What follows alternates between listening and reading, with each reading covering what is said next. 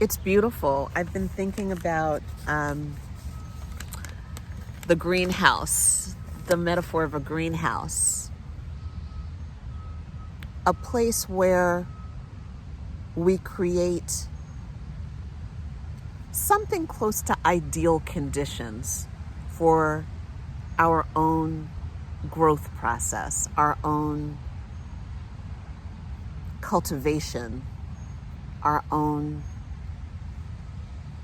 practice of tending to our needs, of feeding ourselves, of nourishing ourselves. Given that an embodiment practice takes us more deeply into a conversation about causality, given that an embodiment practice helps us notice more and more of the environmental and internal conditions that create the experiences we're having, how might we begin to address, approach, tweak, shift, align with, be curious about the conditions in our lives? I love that because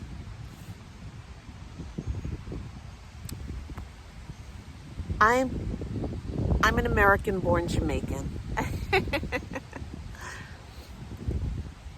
I was raised in the 70s with,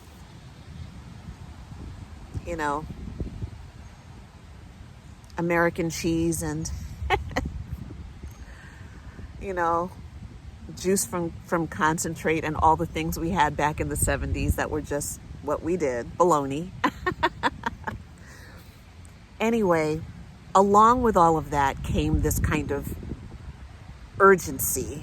That was kind of an American thing too. Like, we're late, let's go. Time for school, time for this, time for that. The school bus, and I talked with my classmate Ixchel about this a few years back, and there's a video, I'll link to it. We talked about clock time. We talked about flow states.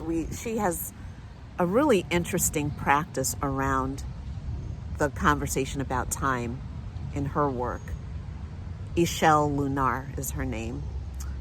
But yeah, I remember those experiences back in my childhood in the 70s where it's like you're kind of, between school and just the way life is organized in general, there's this kind of rigidity around time. And I talk about that in the Crossroads Companion, and which is my new audio program.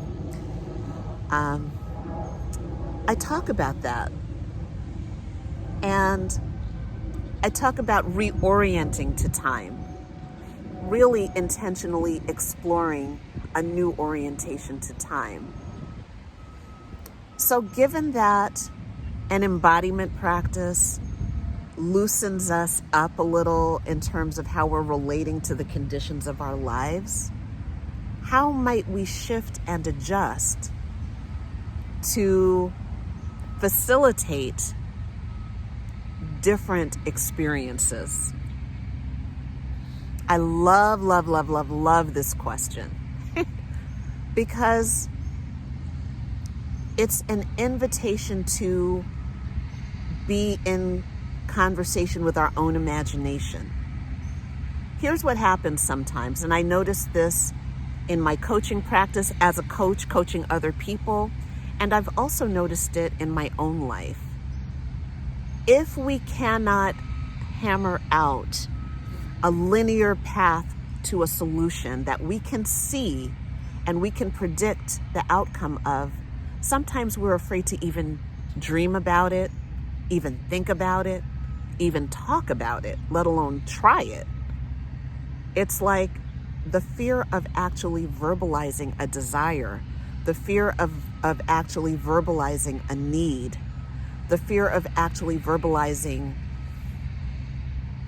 a desired condition.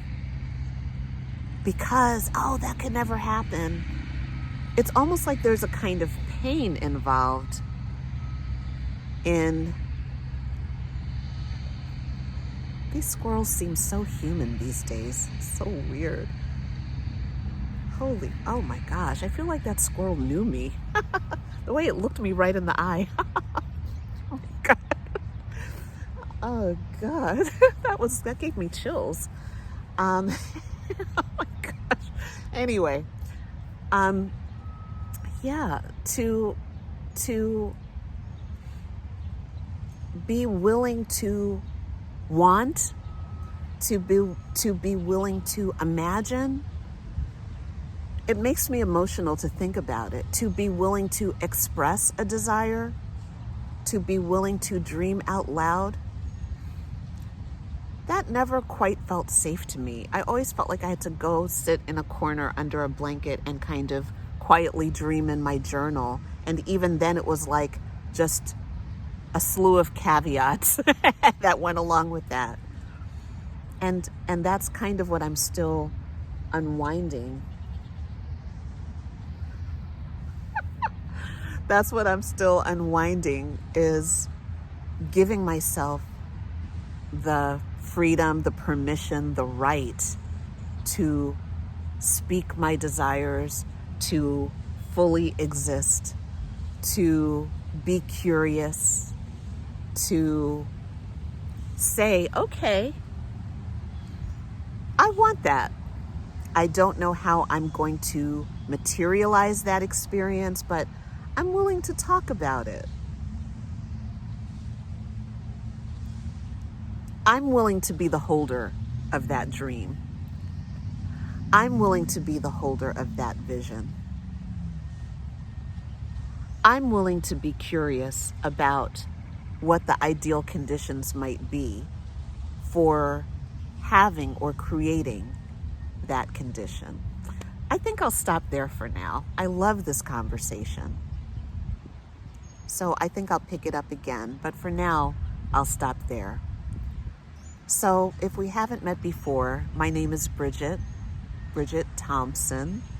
I am the host of the Thriving in Plain Sight podcast and also the creator of the Crossroads Companion, an audio program for facing the unknown.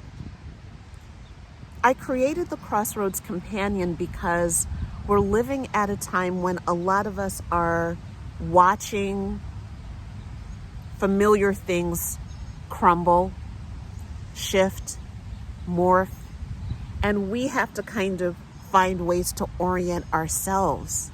We have to find ways to stand and be at the crossroads, at this kind of in-between time where the familiar things are behind us and the new, unexplored, unfamiliar things are ahead of us. And we're kind of standing there like, how do I take that next step forward? I designed this audio program to be something that you can keep in your ear to, I want to say counter, but it's not really to counter the negative self-talk. It's to, or even to get rid of it. It's just let the negative self-talk just hit the volume down. Hit the volume down button a few times on the negative self-talk and just put something else in your ear for a few minutes. That's really the intention behind the Crossroads Companion. And it's also a really beautiful exploration of embodied thinking. Like, these are the thoughts that I'm sharing while I'm in my body. Thoughts about time, thoughts about money, thoughts about discomfort, thoughts about how to approach the unknown. See what these ideas and practices awaken in you and for you. And I'll be very interested to be in conversation with you as you do your own exploration of embodiment and facing the unknown. So thank you for being with me for a few minutes today, and I'll look forward to seeing you again soon.